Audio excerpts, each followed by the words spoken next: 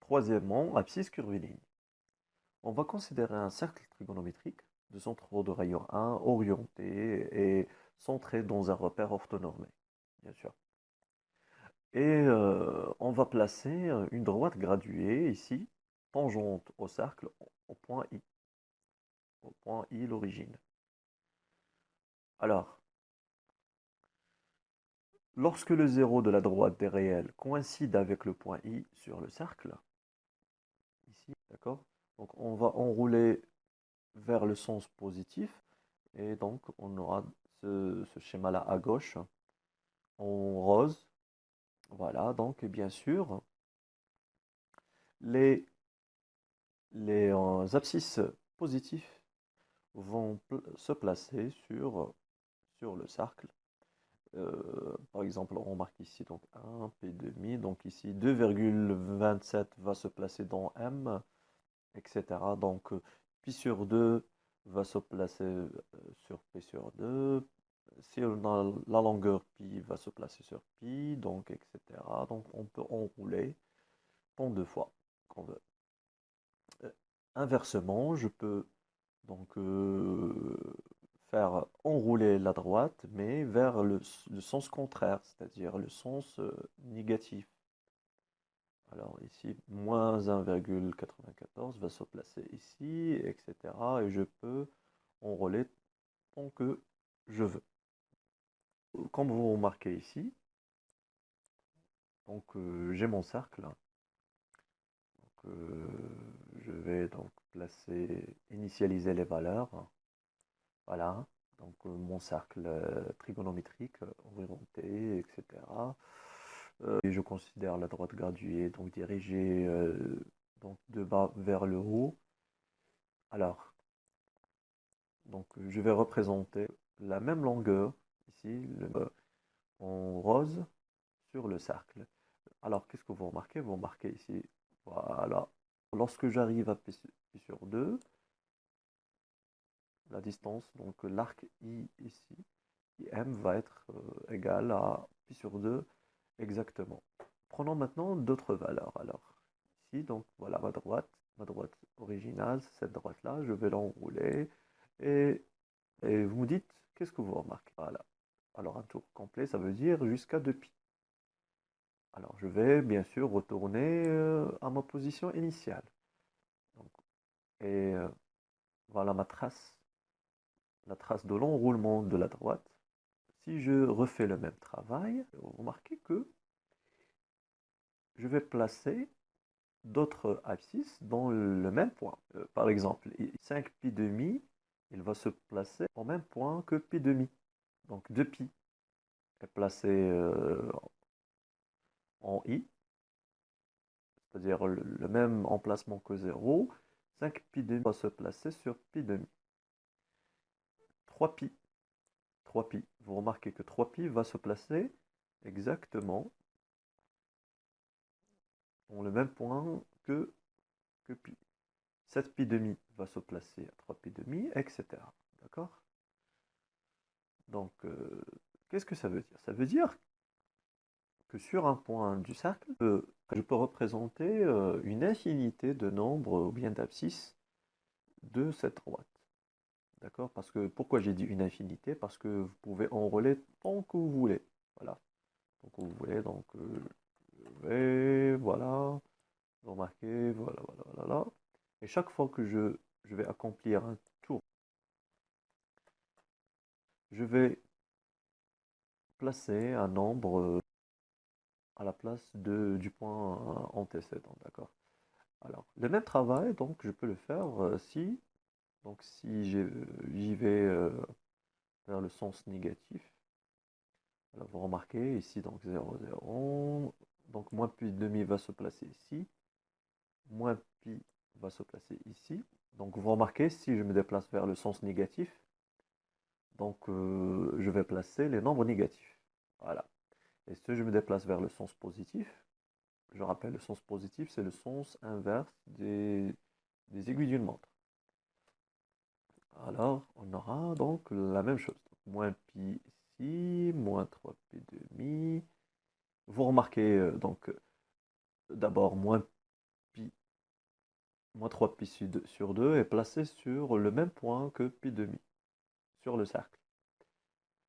Voilà, donc moins 2pi, elle est placée dans le même point que 0 et 2pi, etc. Donc je peux enrouler tant que je veux.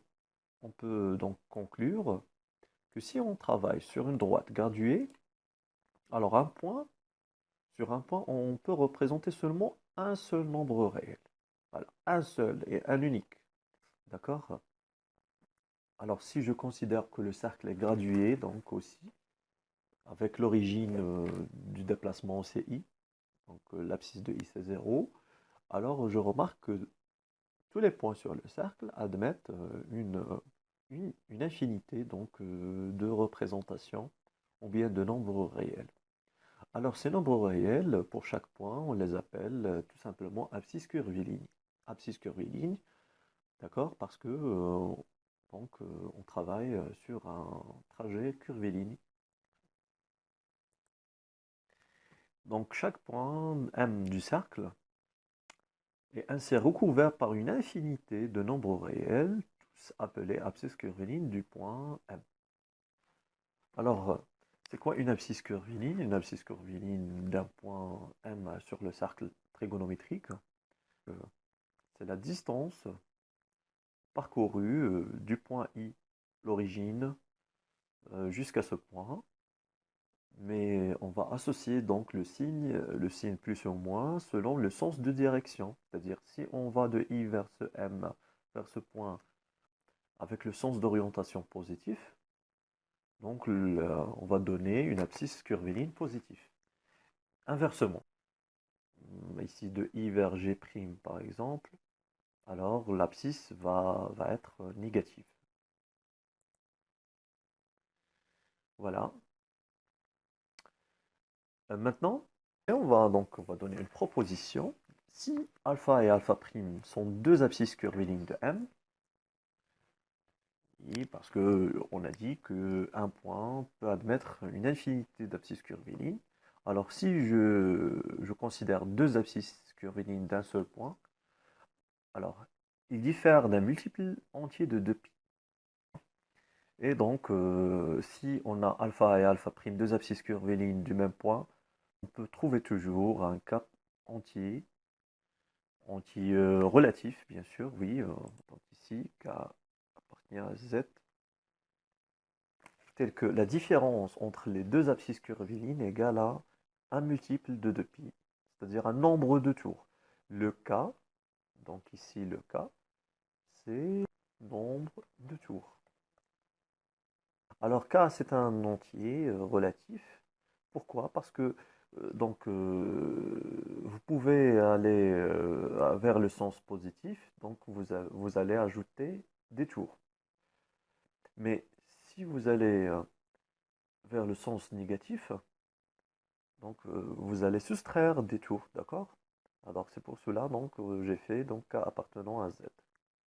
Alors conséquence, si alpha est une abscisse curviligne de M, d'un point M situé sur le cercle, alors si vous trouvez une seule abscisse, les autres vont être obtenus d'une façon donc évidente en ajoutant k fois 2pi, vont être de la forme alpha plus k fois 2pi, d'accord? Avec k appartenant à z. Voilà. Alors, je répète, si alpha est une abscisse curviligne de M, toutes les autres s'écrivent de la forme alpha plus k fois 2pi. Très bien. Maintenant, proposition. Parmi toutes les abscisses curvilignes d'un point, une seule donc va appartenir à l'intervalle moins pi pi. Alors l'intervalle, donc vous remarquez, je vais prendre celle, donc parmi les abscisses curvilignes, celle qui va appartenir à moins pi pi. L'intervalle ouvert de moins pi est fermé du côté de pi. Et on note que c'est donc l'abscisse curviligne principale. Alors c'est quoi l'abscisse curviligne principale? C'est l'abscisse curviligne du point qui appartient à l'intervalle moins pi pi. Alors, vous remarquez donc moins pi ouvert et pi. Pourquoi j'ai fait ouvert ici? C'est tout simplement pour ne pas répéter le même point deux fois. Parce que moins pi, donc où est-ce que je vais représenter donc l'abscisse curviligne moins pi? Donc je vais commencer par 0. On a négatif, donc ça veut dire je vais y aller par le sens négatif. Donc, et je vais parcourir un demi-tour. Pi. Voilà, je vais me placer ici. Donc voilà, c'est moins pi. Très bien. L'autre pi. Si je veux représenter pi, donc voilà, donc 0, pi, voilà, pi, je vois donc que pi et moins pi coïncident en même point. Donc ce sont deux abscisses curvilines du même point ici, le point à gauche. Alors pour éviter la répétition des deux donc abscisses curvilines, pour n'avoir qu'une seule abscisse curviline, je vais garder le pi comme abscisse curviline et je vais faire sortir moins pi. D'accord? Alors ici on voit donc quelques repérages de quelques abscisses curvilines usuelles. Donc 0, pi sur 6. Pi sur 6, on a dit que c'est 30 degrés. Donc pi sur 4, pi sur 3. Donc pi sur 6, c'est-à-dire la longueur de l'arc allant de 0, de ce point-là, allant de I jusqu'à ce point. Pi sur 4, pi sur 3. Pi sur 4, c'est 45 degrés. Pi sur 3, c'est P sur 3 c'est 60, oui. P sur 2 c'est 90. Ici, donc, la mesure, l'abscisse curviligne 2 pi sur 3, 3 pi sur 4, 5 pi sur 6. Voilà. En fait, ces abscisses donc, au-dessous ne sont pas des abscisses curvilines principales, bien sûr, parce qu'elles dépassent pi. Donc, elles n'appartiennent pas à l'intervalle moins pi pi. Donc, si je veux écrire l'abscisse curviline principale de ce point, ça va être l'opposé, donc l'opposé de 5 pi sur 6, c'est moins 5 pi sur 6. Donc il y a une méthode donc, pour désigner ou bien pour représenter donc les abscisses curvilines en bas. Donc je fais quoi? Donc je fais seulement une projection verticale du nombre et je vais ajouter le nombre, le signe de moins. Donc 3 pi sur 4, je vais le projeter ici, ça va être moins 3 pi sur 4. 4 pi sur 3, donc c'est moins 2 pi, désolé, moins 2 pi sur 3. Voilà, ici c'est moins pi demi, moins pi demi. Voilà, ici c'est quoi? C'est moins pi sur 3, moins pi sur 4, moins pi sur... Donc les abscisses en noir sont les abscisses curvilignes principales, donc sauf moins pi, qui n'est pas donc accepté parmi les abscisses curvilignes principales. D'accord? On peut définir ici ce qu'on appelle donc la congruence modulo. Qu'est-ce que ça veut dire? Ça veut dire, si on parle d'abscisse curviligne d'un même point, c'est-à-dire deux abscisses curvilines qui coïncident en un même point, je ne peux pas écrire bien sûr que alpha égale à alpha prime. Voilà, ce n'est pas exact. Alors, il y a une notation qu'on va admettre, c'est la notation congrue. Donc on dit que alpha, congruence, en 3 tirés, alpha est congru à alpha prime. J'écris 2pi entre crochets ici, je lis modulo. Donc je répète, alpha congru à alpha prime modulo 2pi. Ou bien je peux écrire aussi alpha prime mod 2pi. Ça veut dire quoi? Ça veut dire tout simplement que alpha et alpha prime sont les représentants du même point sur le cercle. Ou bien sont des deux abscisses curvilignes du même point. Ou bien encore, je peux arriver de l'un à l'autre en accomplissant un nombre de tours, c'est-à-dire en ajoutant 2pi tant de fois, en ajoutant ou bien en faisant soustraire. Alors, donc alpha congru à alpha prime modulo 2pi. D'accord? Et qu'est-ce que ça veut dire? Ça veut dire tout simplement que alpha égale à alpha prime plus 2 pi, avec k appartient à z. Voilà, donc c'est équivalent. Ces deux-là, donc ces deux écritures de congruence sont équivalentes à dire que alpha égale à alpha prime plus 2 pi avec k appartient à z. D'accord? Et alpha, l'angle, donc bien la mesure, ou bien l'abscisse curviligne,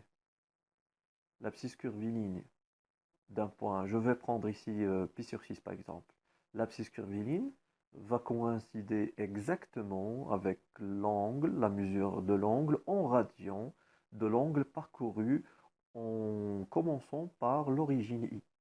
C'est-à-dire cet angle-là aura exactement comme mesure pi sur 6 c'est radian.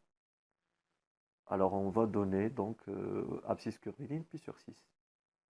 Et donc ça va rester valable pour tous les autres. D'accord? Donc on va noter donc alpha. Donc si alpha est la mesure en radian de l'angle formé par les deux demi-droites OI et en M, c'est-à-dire dans cet exemple, donc voilà I, voilà M, hein, alors le point M va avoir comme abscisse curviligne, alpha. D'accord?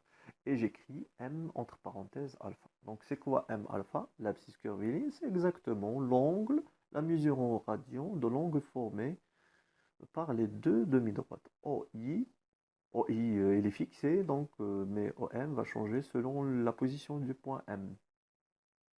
D'accord? Et je peux même, donc, ça va impliquer donc, que M va avoir une infinité d'abscisses curvilignes, mais qui sont de la forme, toujours de la forme alpha plus 2 pi. Donc, si on trouve une seule abscisse curviligne, donc les autres, par la suite, vont être donnés par la formule alpha plus 2 pi, bien sûr avec k appartient à z. D'accord? Parce que 2 pi, ça veut dire que tu vas accomplir un tour. Tu vas revenir au même point. Voilà, donc chaque point va avoir plusieurs abscisses. Abscisse curviligne, parce que le trajet qu'on a, c'est un trajet qui est curviligne. Maintenant, on va passer donc à quelques applications. Donc, alors voilà, donc on va utiliser les deux formules. Voilà, x degré fois pi sur 180 égale à y grade, la mesure en rad, et la mesure en rad fois 180 sur pi égale à la mesure en degrés. Alors, on a 1 ici, donc 1 fois pi sur 180, etc. Donc, de même, si vous avez 1 radian fois 180 sur pi, c'est 180 sur pi. Donc ici, ça paraît bizarre le signe moins en degrés, mais ça sert seulement à désigner le sens négatif. Donc moins 15 fois pi sur 180, c'est moins pi sur 12. De même pour 20 degrés, c'est pi sur 9. 20 fois pi sur 180, vous faites les calculs, c'est très simple. Alors maintenant, donc, je vais m'intéresser aux autres cas. 167 pi sur 4. Alors le problème ici, dans les deux derniers, c'est que la mesure dépasse de pi. D'accord? C'est-à-dire dépasse un tour complet. En d'autres termes, la mesure dépasse 360 degrés. Alors, qu'est-ce que je vais faire d'abord pour les deux? Je vais d'abord trouver donc l'abscisse curviligne principale, c'est-à-dire l'abscisse qui va être dans l'intervalle moins pi pi. D'accord. Et pour cela, qu'est-ce que je dois faire? Je dois donc ici, donc je dois soustraire le nombre de tours ajoutés à l'abscisse curviligne principale. Alors comment? Donc je vais prendre donc 167 pi sur 4, donc égal. Donc qu'est-ce que je vais faire? Donc je vais calculer 167 sur 4. Voilà, très bien. Donc ça va donner, voilà, donc 40,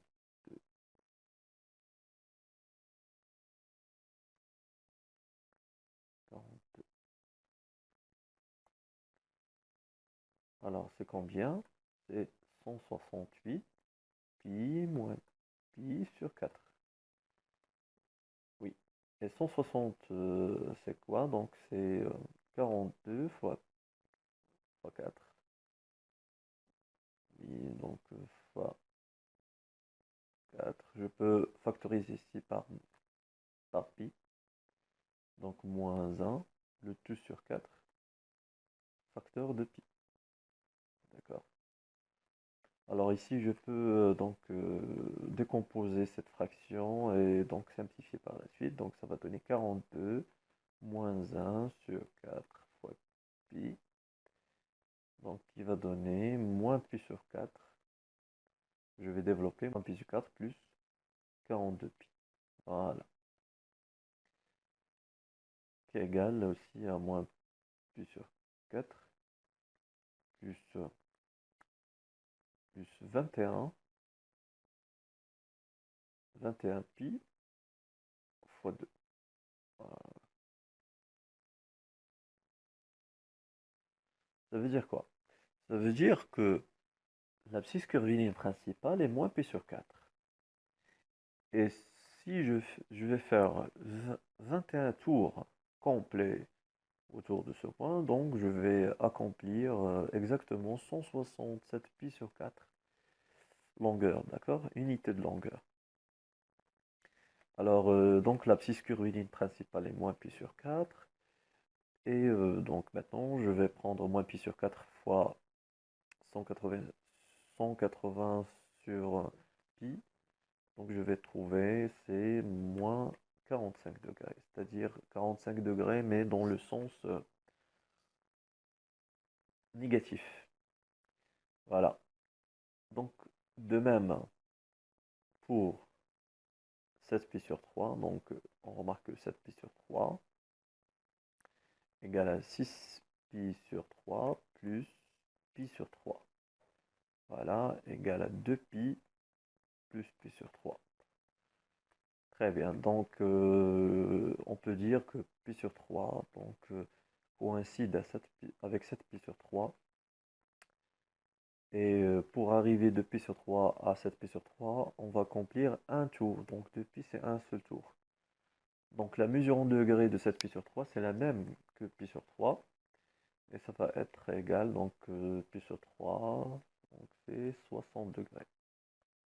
Et voilà. Très bien, donc maintenant, on va passer au deuxième exercice.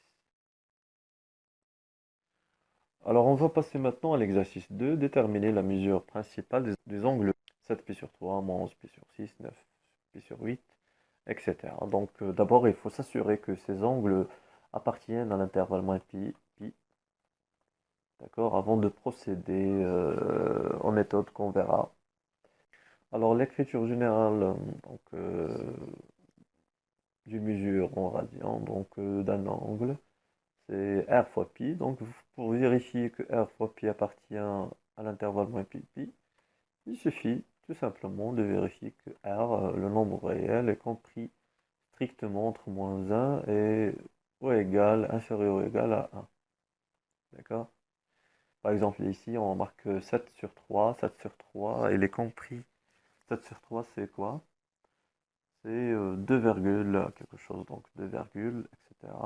Il n'appartient pas à moins 1. D'accord? Donc, ce n'est pas une abscisse curviligne principale. Alors, donc maintenant, on va voir donc la première méthode. Donc, première méthode pour déterminer la mesure principale. Donc, La première méthode, c'est ce qu'on appelle donc méthode d'encadrement, d'encadrement. Voilà. Alors ça veut dire quoi, méthode d'encadrement? Ça veut dire on va prendre 7π/3, la mesure concernée, on va lui ajouter donc 2 capi, et on va résoudre l'inéquation inférieure à pi est supérieure à moins pi. Alors ici j'ai inférieur strictement, donc non parce que moins pi est exclu de l'intervalle. Or pi est inclus. D'accord? Alors qu'est-ce que ça veut dire ça? Ça veut dire je cherche le nombre de tours que je vais accomplir en partant de 7π/3 pour arriver à l'intervalle moins pi. Alors évidemment ici le nombre de tours va être vers le sens négatif. Bien sûr, 7π/3 dépasse pi, donc je dois revenir à l'intervalle, donc en diminuant le nombre de tours. Voilà, donc d'abord je vais euh, donc, simplifier par pi. 7/3 plus 2, 4 pi inférieur égal à 1. Ici 7/3, donc je vais soustraire 7/3 de tous les membres. Voilà, il va me rester ici au milieu de k, donc 1 moins 7/3. Donc je vais mettre au même dénominateur, ça va donner donc moins 7 moins 3, c'est moins 10/3. Et voilà, 2k. Et ici c'est 3 moins 7, c'est moins 4/3. Il me reste que divisé par 2, donc c'est k est compris entre moins 10/6 et moins 4/6. Voilà. Alors n'oublions pas que k appartient à z, c'est-à-dire c'est un nombre de tours bien sûr. C'est un nombre entier, relatif.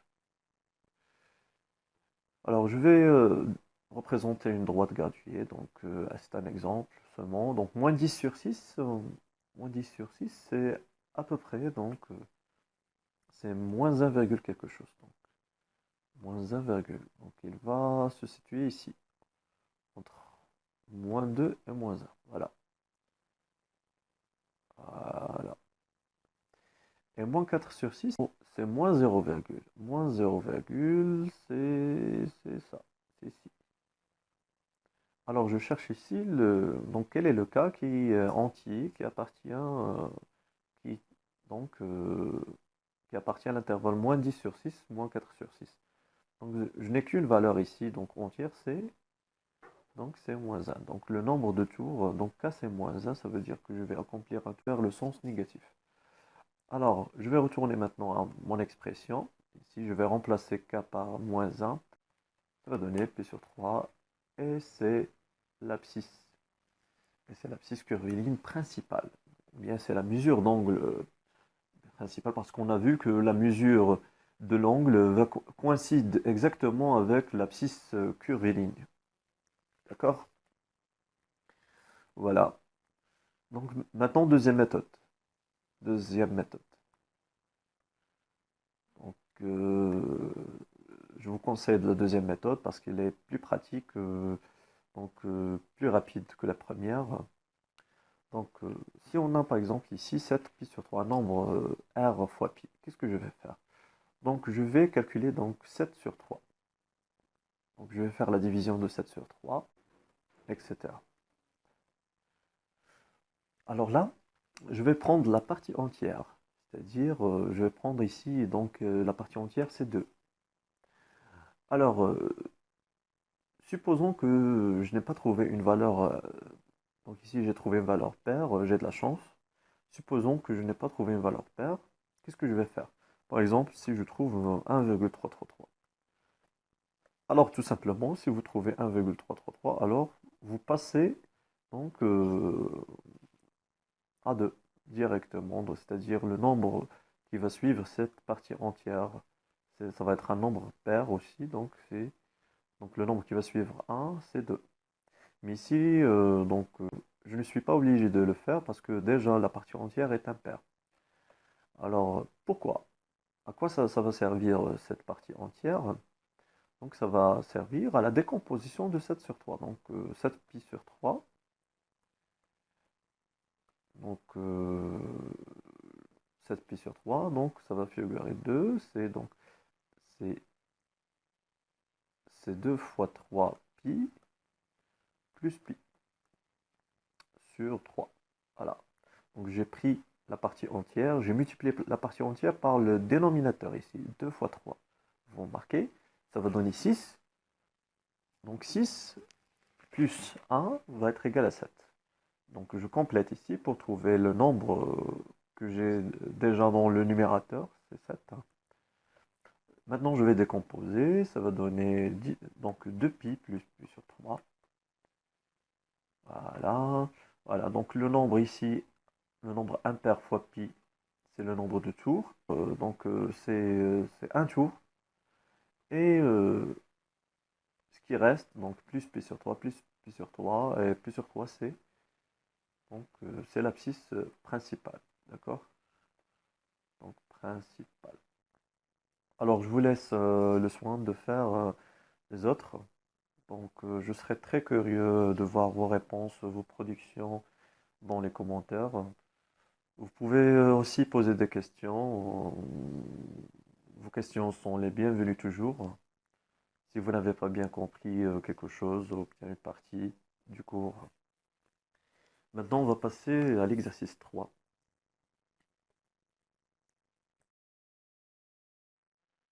Alors, le cercle trigonométrique suivant est divisé par 24. D'accord? C'est le demi-périmètre qui est divisé par 12. Vous pouvez donc placer la majorité des points directement, sauf les multiples de pi sur 8. Placez le cercle sur le cercle.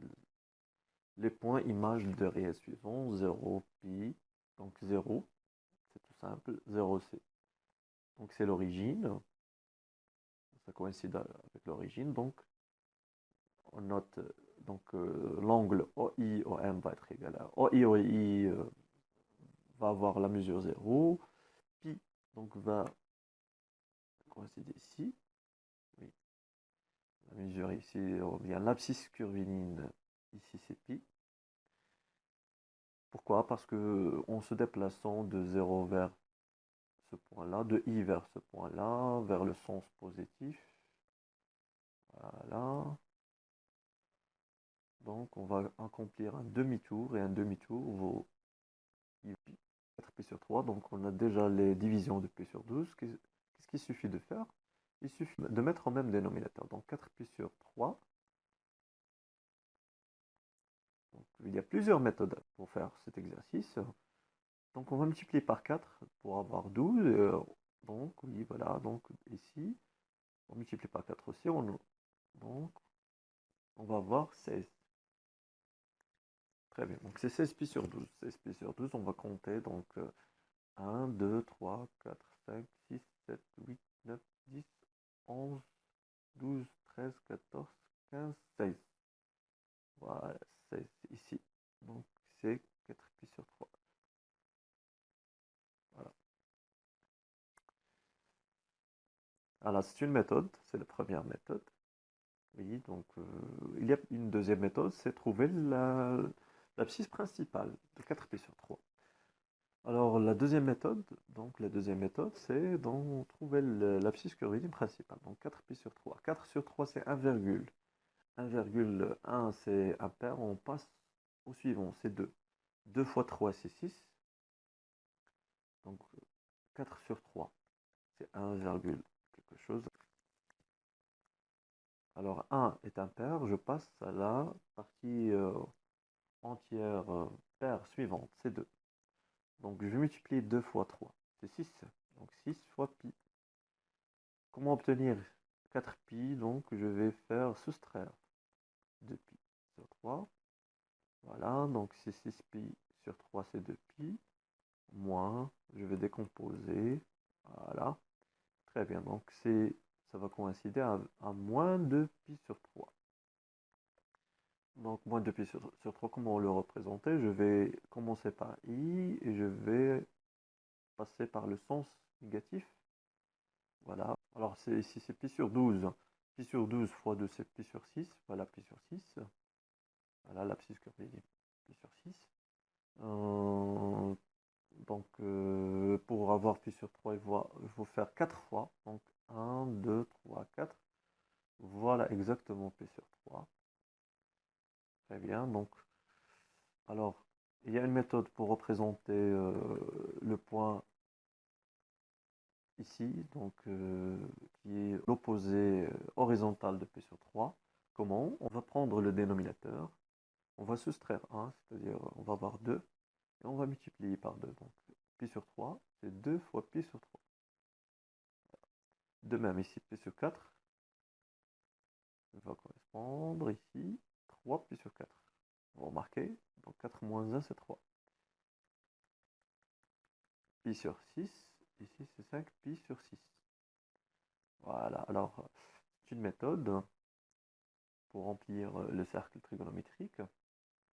Et donc la justification pour cela, je vais prendre l'exemple de pi sur 6. Alors pourquoi on a 5 pi sur 6 ici?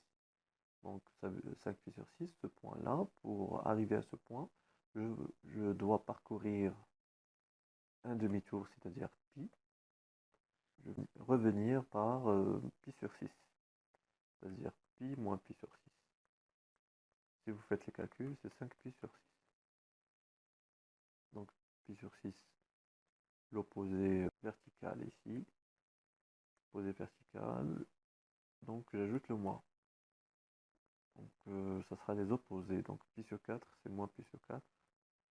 Ici, pi sur 3, c'est moins pi sur 3. Voilà. De même, de pi sur 3, vous remarquez ici, voilà, moins de pi sur 3. Ici, moins 3 pi sur 4. Et enfin, moins 5 pi sur 6. Voilà, et j'ai représenté donc toutes les valeurs usuelles. Alors, il y a une méthode très simple, c'est donc on va prendre le rayon, on va le diviser par 2, d'accord? On va le diviser par 2. Donc on va faire donc le milieu, on va tracer le milieu. De même, ici, on va tracer le milieu. Donc on aura ici l'ordonnée 1,5, ici l'abscisse 1,5. Qu'est-ce qu'on va faire? On va tracer donc la droite verticale qui passe par 1,5, la droite horizontale qui va passer par ce 1,5. Donc 1,5 ici, dans les ordonnées, va coïncider directement, va se placer à pi sur 6. 1,5 va se placer à pi sur 3. Comment trouver p sur 4? On fait relier le point d'intersection, ici, avec le haut. On le fait donc relier, et on tombe exactement sur p sur 4. Alors, on aura les trois mesures exactement. Voilà. Donc on va trouver par la suite les autres mesures. P sur 3, comme j'ai dit maintenant, P sur 3, l'opposé c'est de P sur 3. Et si l'opposé horizontal et l'opposé vertical c'est moins P sur 3, on fait le moins, etc. Donc je vous laisse le soin de compléter les autres. Merci pour votre attention et n'oubliez pas de vous abonner, mettre un j'aime et aussi de poser des questions. C'est très essentiel pour le savoir. Allez, ciao, à bientôt.